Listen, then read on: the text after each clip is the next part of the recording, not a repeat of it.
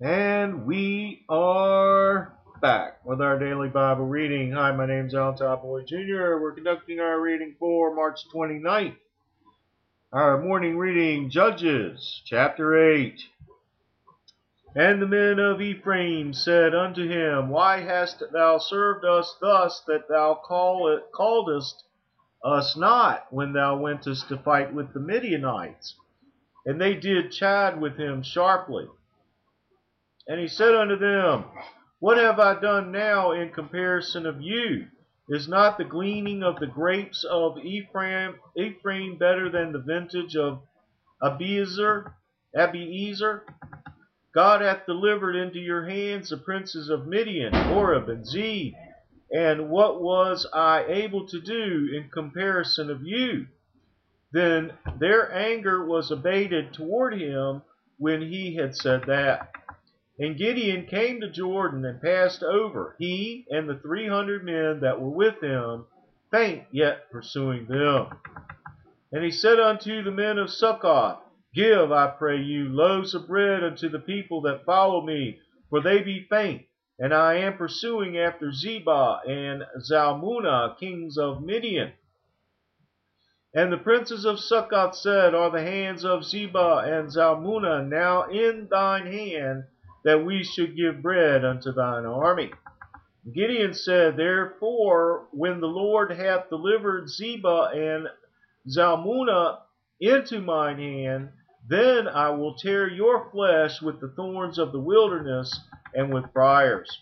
And he went up thence to Penuel, and spake unto them likewise, and the men of Penuel answered him as the men of Succoth had answered him. And he spake also unto the men of Penuel, saying, When I come again in peace, I will break down this tower. Now Zebah and Zalmunna were in Karkor, and their host with them about 15,000 men, all that were left of all the hosts of the children of the east, for there fell 120,000 men that drew sword. Gideon went up by the way of them that dwelt in the tents on the east of Nobah and Jogbehah, and smote the host, for the host was secure. And when Zebah and Zalmunna fled, he pursued after them, and took the 2 kings of Midian, Zebah and Zalmunna, and discomfited all the host. And Gideon, the son of Joash, returned from battle before the sun was up, and caught a young man of the men of Succoth, and inquired of him. And he described unto him the princes of Succoth and the elders thereof, even 70 men.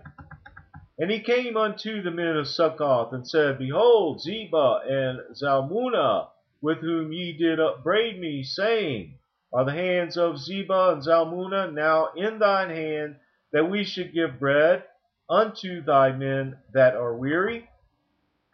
And he took the elders of the city, and thorns of the wilderness, and briars, and with them he taught the men of Succoth.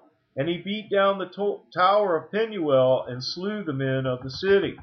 And said he unto Zebah and Zalmunna, What manner of men were there whom ye slew at Tabor? And they answered, As thou art, so were they. Each one resembled the children of a king.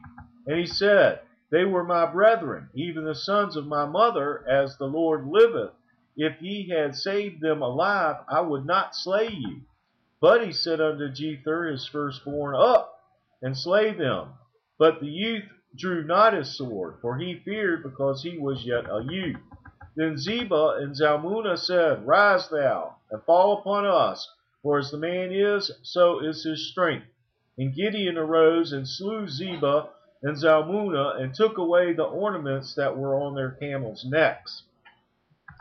Then the men of Israel said unto Gideon, Rule thou over us, both thou and thy son's son also, for thou hast delivered us from the hand of Midian. And Gideon said unto them, I will not rule over you, neither shall my son rule over you. The Lord shall rule over you. And Gideon said unto them, I would desire a request of you, that ye would give me every man the earrings of his prey. for they had golden earrings, because they were Ishmaelites.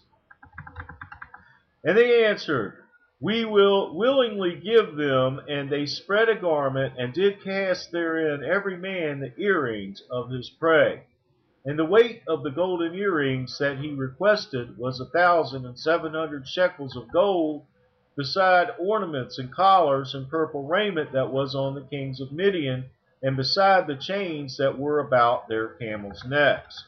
And Gideon made an ephod thereof, and put it in his city, even in Ophrah. And all Israel went thither a whoring after it, which thing became a snare unto Gideon and to his house. Thus was Midian subdued before the children of Israel, so that they lifted up their heads no more. And the country was in quietness 40 years in the days of Gideon.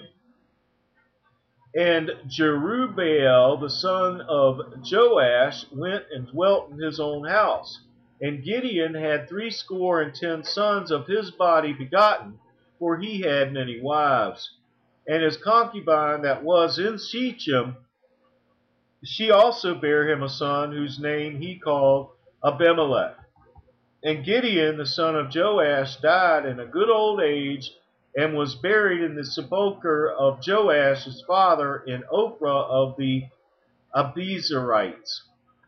And it came to pass, as soon as Gideon was dead, that the children of Israel turned again, and went a whoring after Baalim, and made Baal-berith their god.